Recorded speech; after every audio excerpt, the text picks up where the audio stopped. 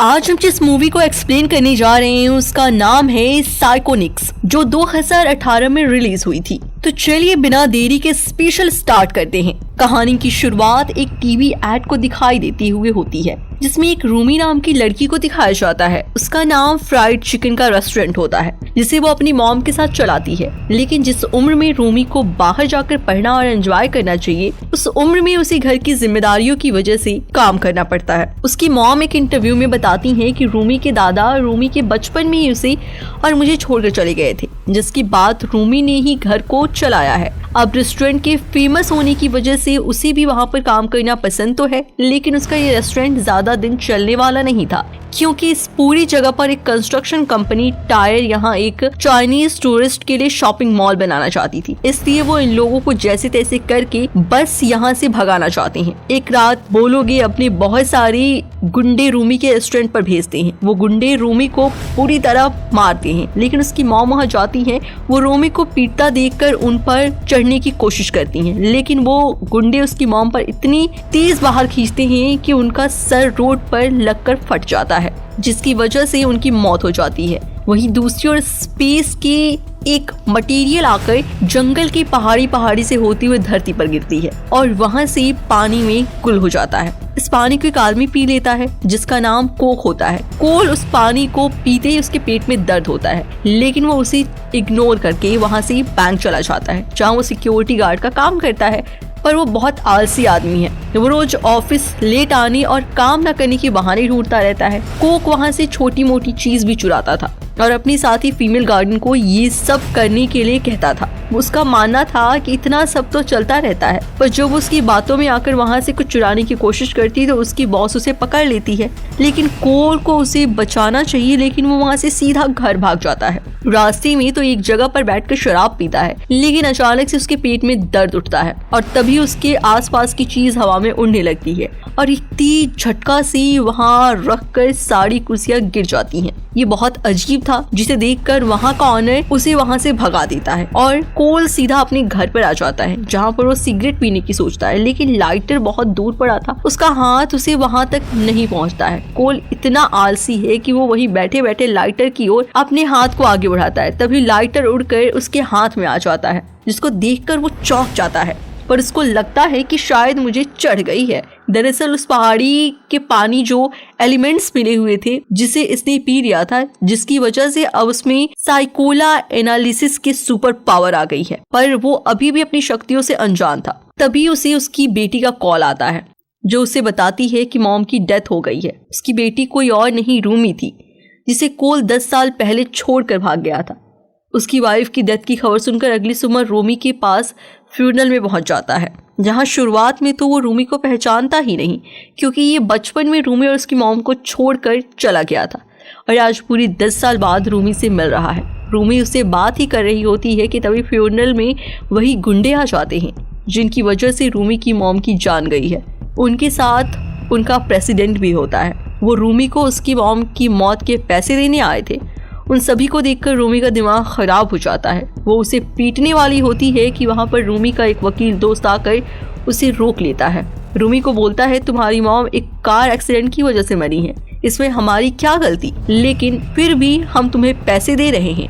रूमी उसके हाथ से पैसे लेकर उसके मुंह पर मार देती है और कहती है कि तुझे तो मैं कोर्ट पे देख लूंगी। जिसके बाद हम देखते हैं कि वो वकील को रूमी के रेस्टोरेंट पर ले जाते हैं, जिसमें मिल्क के आदमियों की पूरी तरह से डिस्ट्रॉय कर दिया है, और सीईओ को बताता है कि टॉयसन इस जगह पर एक शॉपिंग मॉल खोलना चाहता है, जिसके लिए यहाँ काम करने वाले सभी मासूम लोगों को यहाँ से हटाकर ही रहेगा। योग उसे वकील को वहीं छोड़कर आगे जाना लगता है। कोल को अपनी पत्नी की मौत और बेटी की इस हालत को देखकर बहुत गुस्सा आ रहा था। वो गुस्से में बहुत तेज हवा में अपना हाथ घुमाते हैं, तभी वहाँ पर पड़ी सारी चीज हवा में उड़कर आगे जाकर गिर जाती है। ये देखकर उसे कुछ समझ ही नहीं आता और उसे लगता है कि शायद उसके शरीर पर कोई सुपर पावर आ गई है और वो फौरन अपने घर चला जाता है। घर पहुंचकर वो अपनी पावर को चेक करता है कि तभी उसके आसपास की सभी चीजें हवा में उड़ने लगती है, जिससे वो बहुत ज्यादा शॉक हो जाता है। उन चीजों को देखकर उसे पूरा यकीन हो जाता है कि उसके पास कोई तो पावर है। तभी उसे मैजिशियन बनने का ख्याल आता है। वो इस बड़े से अपने बैंक के फीमेल गार्डन से भी पूछता है कि ये मैजिशियन लोग के साथ मुझे काम करना था, तो उसे बताती है कि यही पास में एक क्लब है जिसमें एक आदमी चीजों को हवा में उड़ाकर एक शो का 1 मिलियन लेता है। कोल उससे उस क्लब का एड्रेस ले लेता है और अगले ही दिन उस क्लब के ऑनर से मिलकर उसको अपनी पावर वहां पर रखी सारी चीजों को उड़ा कर दिखाता है। वो उसकी पावर को देखकर इम्प्रेस हो जाते हैं और उसे काम पर रख लेते हैं। वो ये बात अपनी बेटी रूमी को उसके घर जाकर बताते हैं कि उन्हें क्लब में मैजिशियन की जॉब मिल गई है। उसके लिए उन्हें वो क्लब वाले 1 मिलियन रुपए देंगे। रूमी इसलिए अब तुम्हें यहाँ इन लोगों के साथ और रहने की कोई जरूरत नहीं है, तुम ये सारी चीजें छोड़कर मेरे साथ चलो, और तो और तुम अब कॉलेज भी जा सकती हो। ये सुनकर रोमी उसको कहती है आप क्या बकवास कर रहे हैं। उसे अपनी शक्तियों से मैजिक करके दिखाने लगता है, जिसको देखकर रोमी को गुस्सा आता है और वो उसे कहती है अभी अभी मेरी मॉम की डेथ हुई है और आपको पैसे कमाने की पड़ी है। जब बचपन में मुझे आपकी जरूरत थी तो आप मुझे छोड़कर चले गए थे और आज मुझे अपने साथ ले जाने की बात कर रहे हैं। मैं इन लोगों को छोड़कर कहीं नहीं जाऊंगी। आपकी छोड़ के जाने के बाद इन्हीं लोगों ने मुझे और मेरी मॉम को सहारा दिया था। जिस पर कोक उसे कहता है कि उस टाइम मेरी हालत सही नहीं थी, एक कर्ज में था, कर्ज वाले मेरे पीछे पड़े थे और मैं नहीं चाहता था कि तुम्हें और तुम्हारी मॉम के साथ कुछ गलत हो, इसलिए मैं तुम दोनों को छोड़कर चला गया था। लेकिन रूमी कुछ भी सुनने को तैयार नहीं थी, इसलिए वो उसे वहां से जाने के लिए कहती है। उधर बाहर जाते समय रोड पर देखती है कि उन बदमाशों की गाड़ी खड़ी मिलती है, उसमें बहुत सारे गुंडे होते हैं और वो गुंडे वहां पहुंचकर उसे एरिया के सभी लोगों को टॉर्चर करने लगते हैं। लेकिन तभी कोल वहां आ जाता है और अपनी शक्तियों की मदद से उन गुंडों को हवा में उड़ा कर मारता है। तभी पुलिस वहां पर आ जाती है और सभी लोगों को पकड़ कर लेकर जाती है। मैन पुलिस ऑफिसर को एक वीडियो दिखता है, उस पर वीडियो में पुलिस वालों को भी कुछ पता नहीं चला कि कौन किसको मार रहा है, इसलिए पुलिस वाले दोनों परियों पर छोड़ देते हैं। अब घर जाते हुए सभी लोगों को अपनी जान बचाने के लिए शुक्रिया बोलते हैं। कोल भी ठान लिया था कि अगर मेरी बेटी मेरे साथ नहीं चलेगी तो मैं उसके बिना यहाँ से कहीं नहीं जाऊंगा। वो रूमी और बाकी सभी लोगों की सुरक्षा के लिए उस एरिया के चारों ओर वहाँ पड़े लोहे के कबाड़ से एक दीवार खड़ा कर देता है, जिससे कोई भी गुंडा अंदर ना आ सके। वहीं दूसरी ओर टाइसन कंपनी के डायरेक्टर होंग मीन को अपने ऑफिस में लंच पर बुलाती है और अब तक वो एरिया खाली न करवाने की वजह से अपने बॉस से बहुत बुरी तरह पिटवाती है। पर मैन उसे बताता है कि वहाँ पर एक आदमी है जिसके पास सुपर पावर्स है, वो हमें उस जगह को खाली नहीं करने दे रहा है। जिस पर डायरेक्टर होंग बोलती है उस आदमी की चिंता तुम मत करो, कल तक वहाँ से सब टर्न हट जाएगा, तुम सब जाकर वो जगह खाली करवाओ। उस लोग की एक वीडियो को वायरल कर देती है जिसमें कोल अपनी पावर का इस्तेमाल करके गुंडों को पीट रहा था और उस वीडियो की वजह से सभी न्यूज वाले उसके बड़े से उल्टी सीधी बातें करने लगते हैं। वो उससे नॉर्थ कोरिया का भेजा हुआ जासूस बताते हैं। अगले दिन डायरेक्टर होंगे खाने पर पुलिस वाले शिवा की चोरी के इल्जाम में पकड़ लेते हैं, जहाँ डायरेक्टर होंग खुद उससे पुलिस स्टेशन में मिलने आई है और उसे धमकी देती है कि अगर मैं तुम्हारी पावर के बारे में कुछ बड़े लोगों को बता दूंगी तो वो पूरी दुनिया को उसके पीछे लगा देंगे और अगर मेरे रास्ते में बार बार टॉर्चर करोगे तो तुम्हारी बेटी भी मेरी शक्ति है। इसलिए तुम्हारे पास अब सिर्फ 2 ही रास्ते हैं, पहले या तो तुम मेरे पालतू कुत्ते बनकर मेरे लिए काम करो या फिर पूरी जिंदगी इस जेल में सड़ो। अब तुम्हारा जो भी फैसला हो मुझे बता देना। वो अपना बिजनेस कार्ड उसे देकर वहां से चली जाती है। वहीं दूसरी ओर पुलिस वालों की पूरी फौज उस एरिया को खाली करवाने आ जाती है, लेकिन रूमी और बाकी लोग वहां से नहीं भागते हैं, वो भी पुलिस वालों पर हमला करते हैं। अब सभी न्यूज रिपोर्टर्स भी वहां पहुंच जाते हैं। उधर दूसरी ओर कोल दूसरी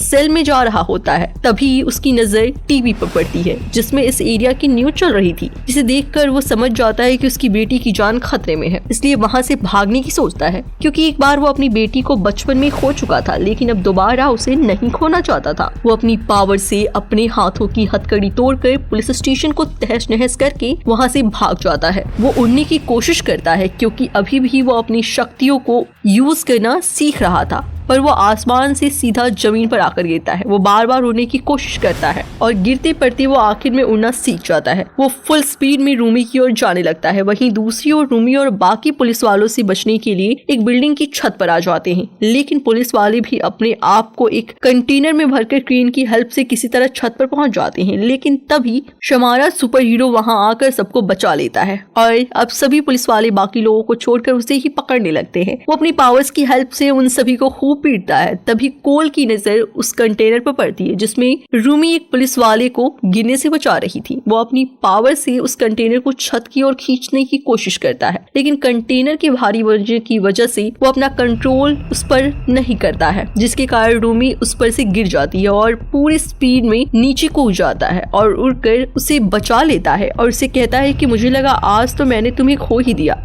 कोल को अब समझ में आ जाता है कि अगर ये लड़ाई ऐसी ही चलती रही तो रूमी और यहाँ रहने वाले सभी लोगों की जान को खतरा है, इसलिए वो अपने आप को पुलिस के हवाले कर देता है। पर वहाँ पर उसे माँ हड़वा मिलता है। कोक को पेट में एक जोर का मुक्का मारता है जिससे वो बेहोश हो जाता है। तभी पुलिस उसे पकड़ कर ले जाती है और कोल को 4 साल की सजा होती है, जहाँ हम अब 4 साल बाद का सीन देखते हैं कि कोल जेल से छुटकारा मिलता है और उसे रूमी का लॉयर दोस्त यू कर लेने आता है। कोल उससे रूमी के बारे में पूछता है कि वो कैसी है, तो उसे बताता है कि वो ठीक है और अब हम दोनों ने शादी भी कर ली है।